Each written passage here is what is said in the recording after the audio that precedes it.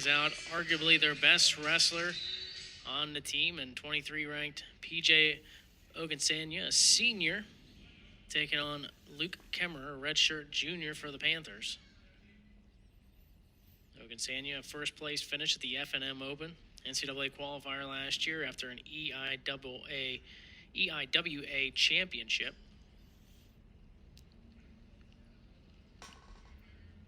Army would certainly like to finish this duel out strong. Only one win so far in the first 8 weight classes. Nice drag by from Ogunsanya, and there's the takedown.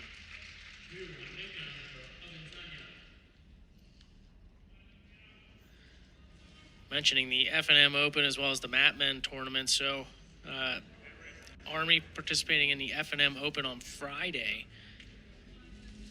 and getting a first-place finish as a team. Panthers, meanwhile, wrestling at the Illinois Matmen Open about a week ago, and a first-place finish for the Panthers.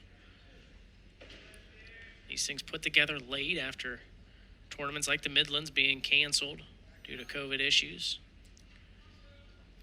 And I think that goes to show how Coach Gavin mentioned earlier that Army's a really good team despite that 0-4 dual record. Sure enough, they go and they finish first in that tournament. So certainly a very good opponent in Army, and we're seeing a good match here from Ogunsanya. Escape here from Kemerer, and right away Ogunsanya goes after Kemerer. It looked like they were still in bounds, but I think they ran into that LED scoreboard, Greg, and the officials blew the whistle, so a little bit of unfortunate circumstances there for the Army wrestler. Yeah, the one thing that will stop the match will be if they run into a scoreboard or hit the hardwood floor, regardless of whether you still have a limb in bounds. That will stop the match. That was the case there, as Ogunsanya just coming after Kemerer. Physical on top. Kemerer takes a shot in.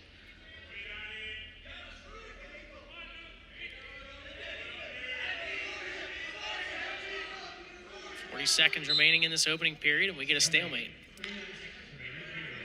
And going back to your point, Greg, about hitting things off the mat, I noticed this past weekend at Iowa, they've actually had extended mats on the left and right side of their mats, maybe for that very reason.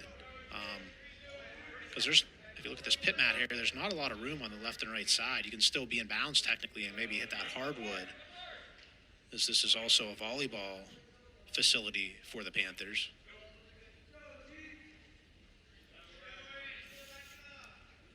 We should mention there's plans in the works as well for a new facility, so I think the Pitt wrestling team should be excited about that, even though it's not just about facilities, but that certainly goes a long way.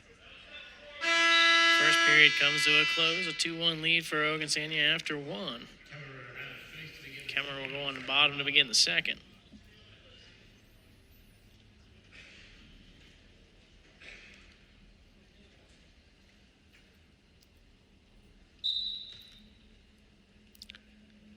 Do you feel facilities, Greg, are as important for maybe a wrestler as they are maybe for some of the other sports? I mean, we see those fantastic football and basketball locker rooms that sometimes cost $30 and $40 million to put together. Do you think wrestlers have that same mindset? I think the upper echelon of wrestler, some of the tops in the nation, they're looking at kind of like what Coach Gavin mentioned to us as we get an escape for Kemerer to tie at 2. That national, performance.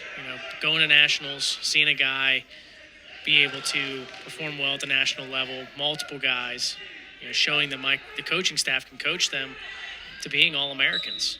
That's first and foremost. The regional training center is another big one because anyone who has Olympic aspirations or wrestling post-college, you want to be able to have that ability to do so and be comfortable in that area. So those are two big factors. And then obviously with that, facilities are a big part, as Kemerer hit with a stalling call just as he's taken over to his back.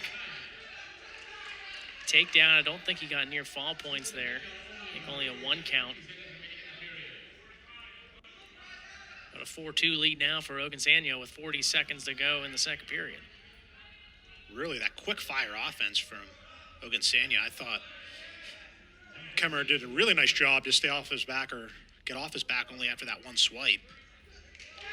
Then another takedown there just overpowers Kemerer. Ogunsanya does to take a 6-3 lead as he starts to work that riding time up over 2 minutes.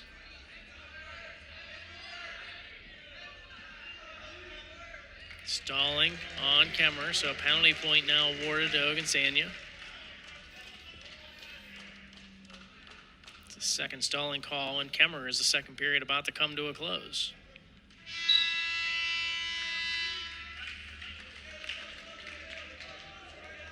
(7-3) after 2.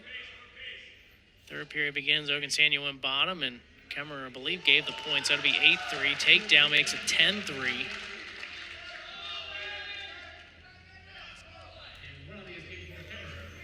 Now Kemerer hops down on a leg. 12-4 is the score at the moment for Ogunsanya with 1:35 to go in the third period. And he's got the riding time point as well. Now they're correcting the score. Should be 10. I thought it was 10-4. They show it as 9-4. I thought he chose bottom and they gave the escape.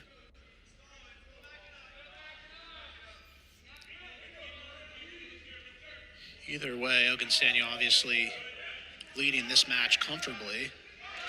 She spins around there for another takedown and immediately cuts him loose again. Wants to try to get a headlock here. They haven't called that escape yet.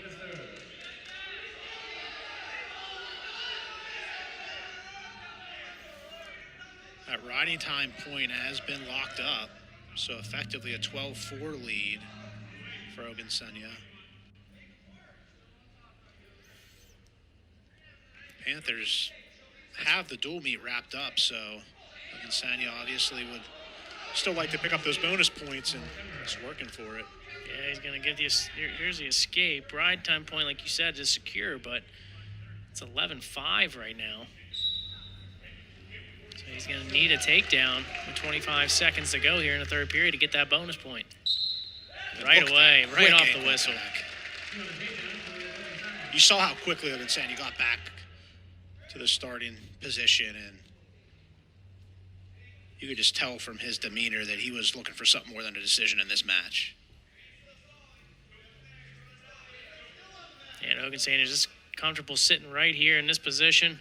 Ride time point will give him a major decision, 14-5. Major decision win for Ogunsanya, and that makes it 26-10 with one match to go. So Army able to bounce back after they lost